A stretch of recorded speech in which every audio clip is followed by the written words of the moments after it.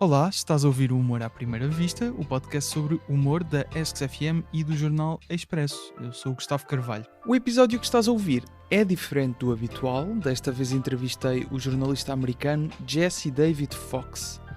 E atenção, a versão que estás a ouvir é original, ou seja, está totalmente em inglês.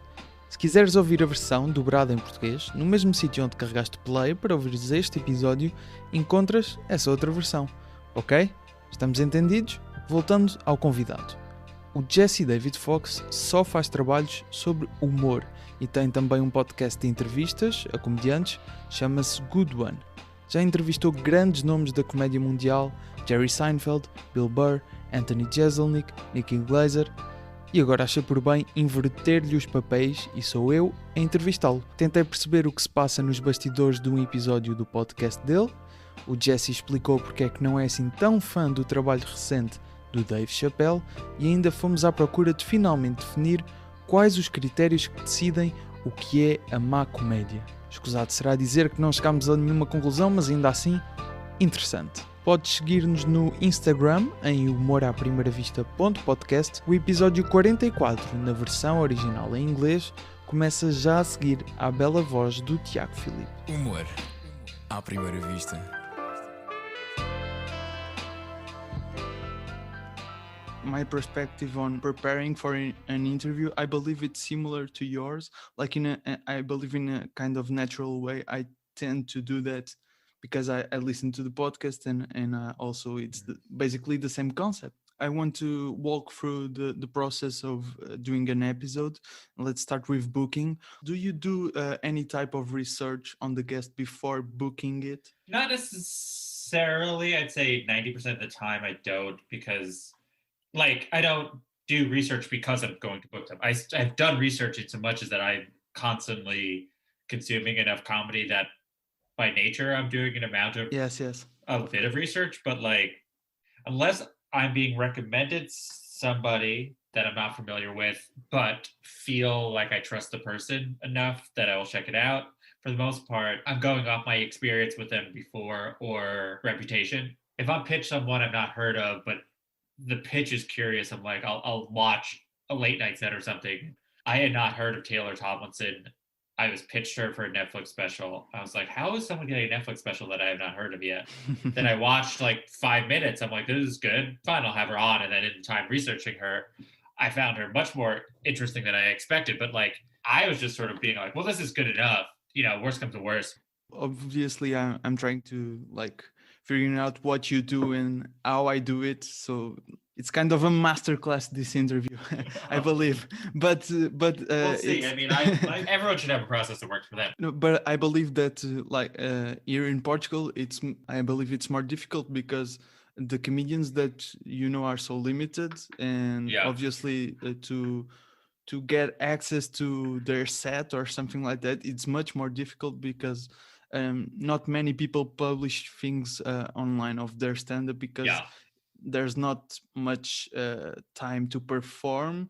So 5 minutes, it's much more valuable because they want to probably do it in a show of 1 hour probably.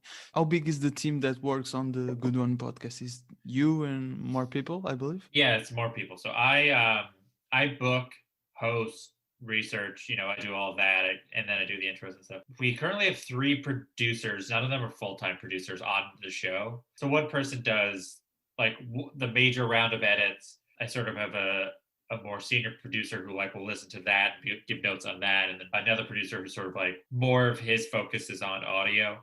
So it's 3 other people, but it's not a full team where it's we're all, this is our thing, there's some big podcasts where it's 5 full-time people. Yes, and you said that in interviews that you've done, that I noticed that it's also a thing that international podcasts about comedy tend to invite you to this stuff.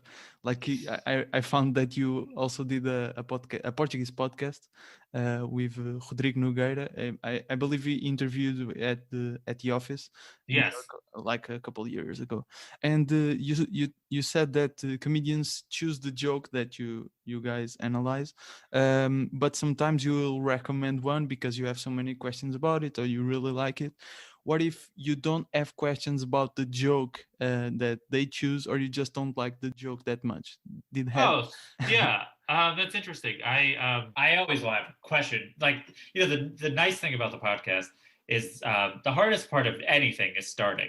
But because there's sort of like a basic rhythm of how it'll start no matter what, which is like, how did you think of this joke or where did it come, all that stuff, yes, then at minimum I have the how did this come up, right? If the joke is really short yeah, or of like course, of not course. much to it, that actually is much harder, but sometimes it can be short and I like it. If I don't like the joke, or like I don't think I've had a joke on that I disliked, but like in terms of not like, the podcast is a exercise in I guess empathy, in sort of a radical empathy. I don't know. The thing that I said, so you probably heard me said it, was just like I try to, over the course of researching them, I try to fall in love with them and then try to Yes, convey to the audience when I fell in love with it. But that just sort of means that like I'm just trying to understand the person on their own terms and talk to them on their own terms. And I think I'm good at figuring that out. So like, if I don't like the joke, I still understand in the context of who they are, and that's why it's interesting. Sometimes, very rarely, people pick things that I don't think will work, and I'll be like, oh, I don't think it'll work for this reason, or they'll pick something too short, like it's part of a bigger joke, and they only pick yes. like 12 seconds of it. I'm like, hey, you should probably pick the whole thing, but like that's all because we're playing telephone. Different jokes I like better, so like I will focus more on the joke or more excited to hear certain parts, but like I don't worry about it because like ultimately I'm interested in the person, and the joke is a reflection of who they are, and that's just how I see it. As a result, I like it, or it's useful. It's like a very useful jumping off point. You talk about this already, that you said that preparing for an interview is like falling in love with the guest. Skipping to the research part, I find this idea very very useful for me because I believe you probably do the same, but I tend to see everything. Like for me, it's easier because probably not Portuguese comedians don't have as much as shows and materials Yeah. like American comedians or British or something like that. But I try to see like every interview, every show, everything, and also Yeah. that's a part of like my nature that on a daily basis I see a lot of comedy sometimes, and that happened to me. Like I booked a guest and then I will go into his work. I dig some of interviews that he has done, but I don't quite find an angle that I believe it's like this is the right way to Oh, approach this interesting. interview. Like I would say, like I didn't fall in love with what the guest was trying to say with his or her comedy. Has that happened to you? Um, I'm now thinking every single episode I've ever done and which ones I I've guessed wrong or maybe guessed right, but was incorrect in how long the person was going to talk about it. But what I've gotten better at is trying to think about how this person will like want to communicate themselves. And so certain people, I'm like, okay, well, I know this person is really protective. And so as a result, it's going to be like this. Or I know this person really likes to perform even when not a performing. Yes. So I'm like, well, that's what you're trying to capture. I think a lot of interviewers, especially if comedians, are trying to put the guest through the prism of themselves. Everyone has to ask the same questions. And I try not to do that. So it's like if a person's going to be like this, I try to anticipate that and give them the sort of questions that they would like. Not as or put in the way that I think they would. Like I think certain people you can explain things more. Certain people you are willing to be personal right away. Certain people Yes. are never going to be. I always am able to account for that, so I've stopped getting disappointed. I think I used to be disappointed if it didn't go the way I wanted to, and now I'm more like stop having a way you want it to go. Try to get a sense of what they want to do. Like every episode, I think is a success. For the most part, I have ones that I think are not, which I won't name because it's unfair to the guest.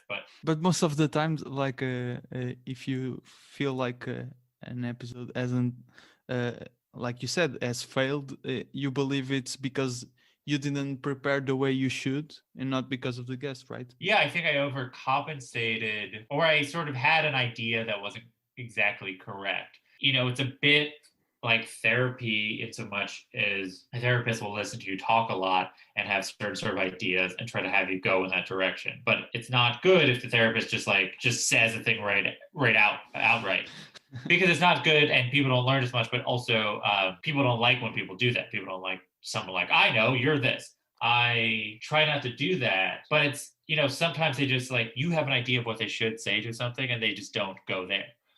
Or like I've made a connection between things that I think they should as well, because I'm like sort of putting in a direction. But sometimes they just don't do it. Maybe because they're not present, maybe because my connection is strained, or else I will make the connection for them, like. And that's very compensating at the time you made the connection that they didn't even realize about their work, right? Yeah, I mean, it happens, right? People are like, oh, I didn't think about that a lot, because like you're living your life, you're not necessarily thinking. Usually, for the most part, people aren't spending so much time thinking about you. Yeah, exactly. Even if you're famous, because like no one is like only reviewing one person, so like you just sort of can't spend that time where I can. And it's hard when people have like been interviewed well before, right? Or certain people are always good at being interviewed. Is hard because then it's like what has not been said, what is actually interesting, I believe let me add a question to this. I tend to try to see every interview. Sometimes I can't because there are too many, but you do the same. I used to. I stopped caring about that when I started finding that people said the same thing over and over again. And it was a waste of my time. I sort of realized, it depends on the person, right? So it's like, I don't know, like when I prepared to interview David Sedaris, I prepared a ton of that because one, Dave Sedaris has a lot of work that I felt necessary to consume. I didn't reread all of his books, and he's done a lot of good interviews, and he kind of says different things. A lot of younger people just kind of say the same thing over and over again in an interview, which is okay. Like, why wouldn't they? People are like, what's your story? And then they tell their story, and then like that takes up the entire time. And so I've started realizing that I can consume a lot of them, but a lot of it is really the amount of time I spend preparing. Like, I'm getting information from this, but it's ultimately just like spending 2 days with a person, how my brain then thinks of what's interesting about them. I essentially give people 2 days of research and then 1 day of writing the questions is like generally the rule, which is a thing that I decided recently to just have time management, because otherwise I would have like a week to prepare when I don't need that much time. But because I have a week, I just would fill it with research, and it's like I don't have the luxury of that. I have other stuff I need to do. So it really is like how many thoughts I can think about a person for 2 days. So even like Brian Regan, who has tons of work, I consumed all of that, and that was useful because you can see his arc. But like, people don't have that many different things to say. So they just sort of say the same thing over and over again. Yeah, but I believe like some interviews, most interviews probably they say the same thing, obviously, because they are asked the same things. Just so a lot of interviews are unprepared. And I feel like that's a good starting point to know what the guest always says. Yes. And in your interview, when you frame a question, you start by saying, okay, you already said this. And because of this led me to think that, and I want to ask you this other thing. Right. But I also I had these 7 interviews to see about this guest. I watched or listened to all 7 of them, and he said the same thing in every single one of them. So I basically wasted like, let's say 10 hours.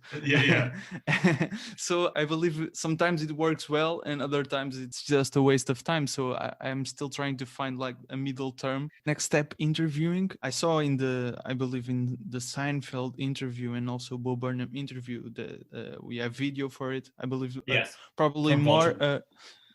Video from Vulture, exactly. Vulture Festival, right? Yes. Which I plan, unrelated to any of this, but I organize the festival.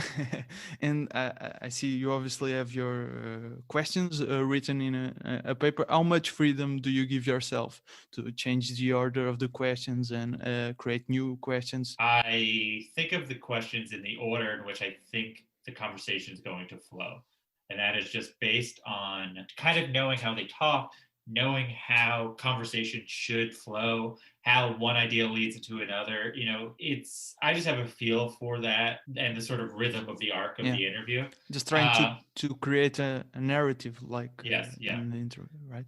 Yeah, so because I'm trying to, it's going in order because I'm imagining that's how it's going to work, and talking about this leads into that. However, I have no control over these people, so I ask them one small question. Sometimes, next thing you know, they're all the way a million miles away. Yeah. So then I have to decide: do I want to jump to where they are in my questions, or do I want to be like, we'll talk about more later, but first I want to talk about this.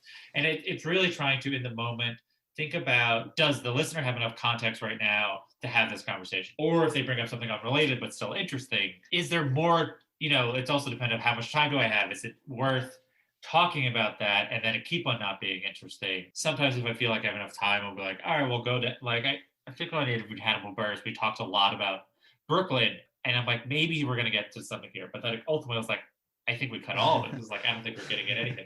And then I'm just trying to be there, I'm trying to, someone says something really unusual and unexpected, then I want to make sure, with the live ones especially, when you do live interviews, if thing happens where you somehow have too many and too few questions always, because in audio interviews, you're going to cut out things that are redundant. So you sort of allow things to be a little redundant, but not in the way you would do it if people were there. If people are there, you don't allow yourself to be. It's awkward to be redundant. I've felt it. So you don't do that, which is fine. But then you sort of end up, especially with my style, losing a bunch of questions. In the editing process, have you realized that probably has happened to you? Oh, I should have asked these questions right here, or that answer I should have tried to develop this thought that he gave, or something like that. Yeah, I don't listen to the edits because I don't like it. Partly I don't have time, but also I just sort of don't want to hear my voice. But also I think cut everything. It's not useful. After the interview, I often spent a lot of time about things I should have followed up on or other question I had to ask. But the listener doesn't know the things I didn't ask. Yeah, so they're just, everything's new to them. I do have regret. I used to, not as much anymore. I used to have regrets for amount of time, and there are questions of certain people I've regretted for months and years. There are certain questions that I still remember, but not that many, that I'm like, oh, I should have asked about this. Do you want to give an example? No, because I actually don't know if they would talk about it on the record. It's basically, I interviewed somebody, then we talked more off the record, and they said something that I think they probably would have said on the record, but didn't. And it was too late, I couldn't get it. And now it doesn't make sense to ever ask about that.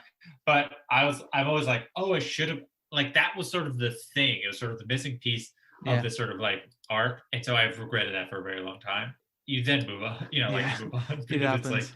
What do you think were the best interviews that you have done, technically speaking? Not oh, that guest told a very great story. Not like that, but technically speaking.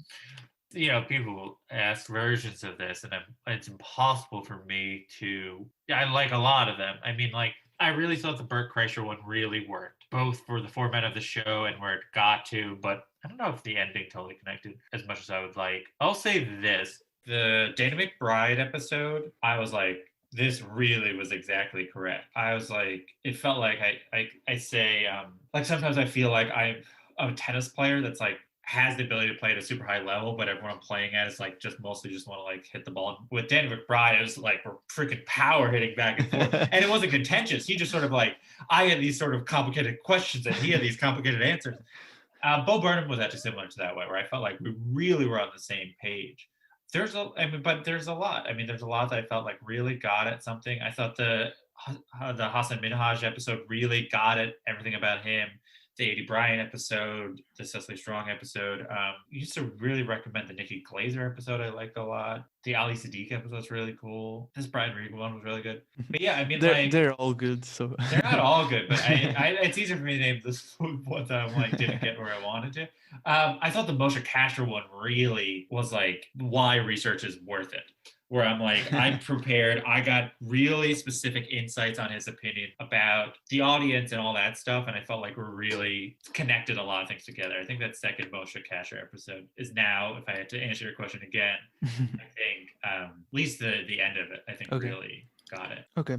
So I have a long question here. As I said, I have listened to some of the interviews you did, and I started to think more about something you said, because I did some like reviews. I wouldn't even call them that, but I did some reviews about the shows of Portuguese comedians, but I never felt like quite right, like in that position of like being someone that judges what is good or bad comedy. Obviously, I have Sure. my taste, and I know you're not like a critic, but you also think about this thing. And what you said was like, sometimes even though the audience is laughing, that doesn't mean the comedian is doing a good job. Is doing the job, it doesn't mean it's a good job. Yes. So I started to think like this, like approaching how I judge a comedian's work.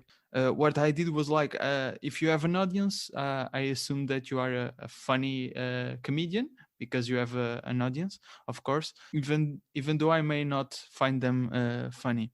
And by bearing this in mind, you also said that you judge a comedian's work by the following criteria. How different are they from everyone else? How much are they articulating their vision? And how much vision do they have? But I said that? That's very good. yeah. Sid? It was on I don't remember. You Made It Weird with Pete Holmes.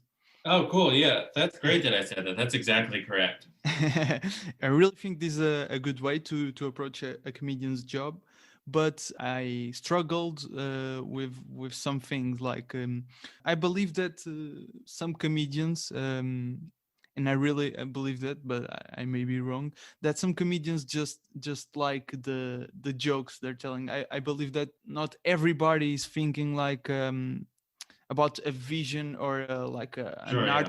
artist purpose on their stand-up, and I feel like this criteria is good, but to judge like even to judge like a set of 15 minutes, let's say, when you cannot probably understand the vision that the comedian has, like in a full show of a Netflix special or something like that. I don't know, kind of struggle with, I kind of agree, and I kind of struggle with this criteria.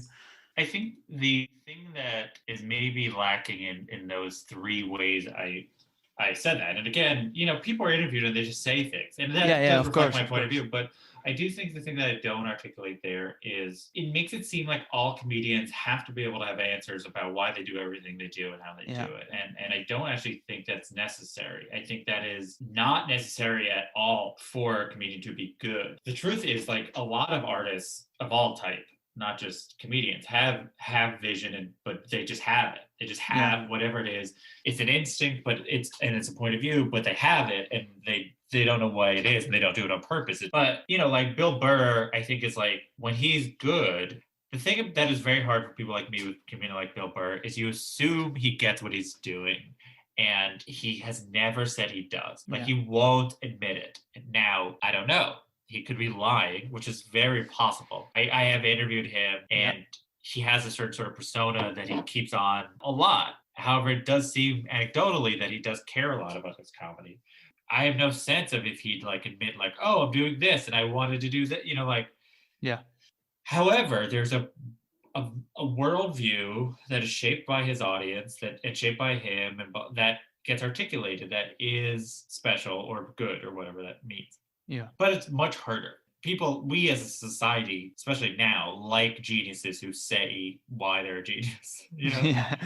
But some people just aren't that way. It's like, they're like, we just thought this made sense, Yeah. like, and they're not putting it on. I think they literally are just like, this is what I thought was good. And like, those people are more interesting sometimes than the people who do know exactly why they do what they want to do. They're harder to interview. I don't think a comedian has to be a good interview. You like Tim Robinson, I think, has a hard time articulating why he does what he does. But there's like a clear worldview to the comedy. Yeah, I mean, it's hard. I mean, I think. Yeah.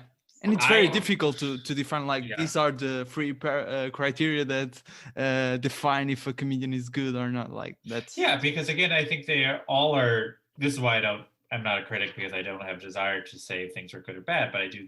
I think there is a sort of like my perspective or what I value, and there's certain things I find interesting. And doing the specials, the Patreon show, like we have to give some sort of rating at the end, and doing so has forced me to decide what's my value system, like what I think good is. And that's on a special by special basis. So it's like, oh, this comedian's good, but this special isn't anything. It's just sort of a collection of their material. That is like that I'm starting to realize. Like ultimately I want specials to feel like something. You don't have to have that value system, but it is my value system. You know, my podcast cannot exist I mean, like obviously podcasts didn't exist in the 90s, but like there could have been a person interviewing comedians like I did really in the 90s, because the idea of taking comedy this seriously is a like 10-year-old phenomenon by people who aren't comedians, and comedians are more willing to talk about it. We're developing a vocabulary to talk about what is the artfulness of comedy.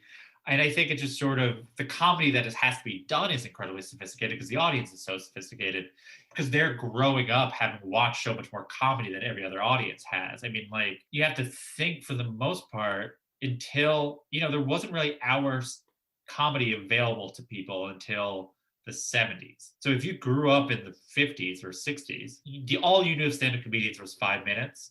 Yeah. Or audio, sometimes audio, but you're not, who knows what access you had to that. You know, it's like you like maybe your grandpa told you about someone else, but like you didn't, for the most part, like don't really have a relationship to it. Where like a person who grew up when I did, or even a little bit later, you have the access to the entire annals of history. Like you can listen to Burt Williams and you might not like it because it's from 1906. People are like, oh, it's interesting that exists. And you can you can consume the entire history of comedy. Like I couldn't like really listen to Lenny Bruce records or whatever. I don't know if I'd want to, but I couldn't. A person growing up now can listen to more Lenny Bruce than a person growing up in the 80s and 70s probably could. So like the level of sophistication is that high that we demand the comedy be that sophisticated, and that evolved and not hack like more people do, right? There's still people who want bad comedy to exist because they don't know as much. But like there's just such a large portion of the audience who knows so much, who wants the comedians to like be iterative on the history that's come before it. How would you define what is bad comedy or whack comedy, like you said? Whack. What's bad? I mean, bad is cynical in its execution in so much as that it is taking advantage of the audience-comedian relationship. I mean, at least if we're talking about stand-up, it's knowing that the audience is there and wants to laugh, and you know certain lazy things can get them to laugh just by laughing. Not laughing because it's funny, laughing just because there's a certain sort of inertia. And there are comedians who take advantage of that, who think they're doing something interesting, where all they're doing is manipulating audience dynamic. Like, I think a lot of comedians, this is the most relevant example of, you know, a lot of comedians like to say broadly defined offensive things, right? Yeah. You know, there's a whole discussion of who defines what's offensive, but like ultimately they know it's offensive. That's why they're saying it. Like they're like, this is a thing that's charged. Really, they're not doing it because they're saying anything about that issue or free speech or speech. All they're doing is they know it will get the audience juiced up, right? So then any joke they say, if it's a relief, will have a higher release because they juiced up the audience so much. And they assume that the audience agrees with that joke happening. But the truth is, the audience is at the disposal of being a part of a group. And the comedian, all they did was cynically manipulate them. Was not performing comedy, was not being artful. They were just like essentially like, I don't know what I would call what they're doing, but like that to me is bad. Like that to me is like negative. There's bad comedians who are just starting out.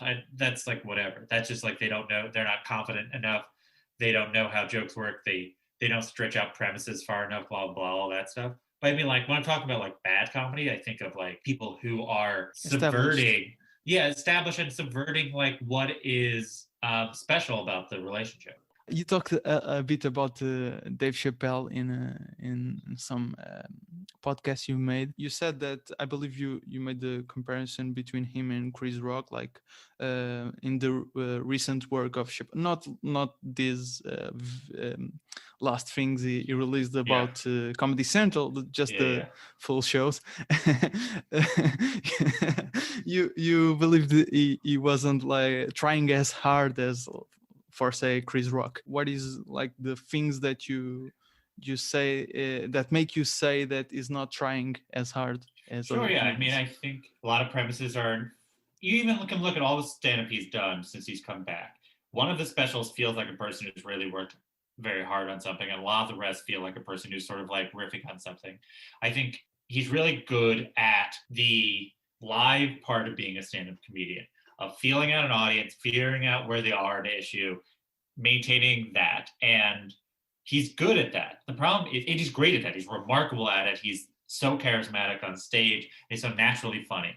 And Yeah. but it's so easy for him that he sort of doesn't have his radar for what works for people in front of him, what works out of the context of that audience, I think is off.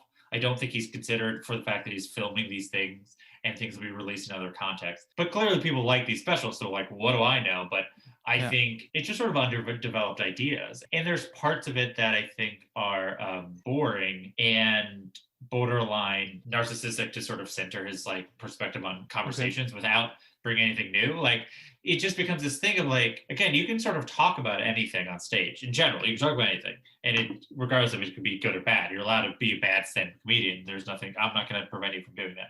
He'll talk about issues, and he feels like talking about them. He's doing something like important or brave by doing it.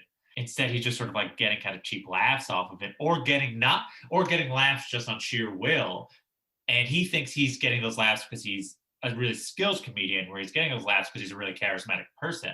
Where a person like Chris Rock works really hard to make sure people are not laughing just because of the sheer will of his charisma and history of being a famous, funny person. So yes. Chappelle is like he's very big. Obviously, in Portugal, everybody says he's like the top comedian. Do you think he got to a point where just for being Dave Chappelle, he gets laughs? That's it? Yeah, I mean, they all do. It's just a willing. It's not that he just gets laughs for being. Everyone famous gets an amount of it.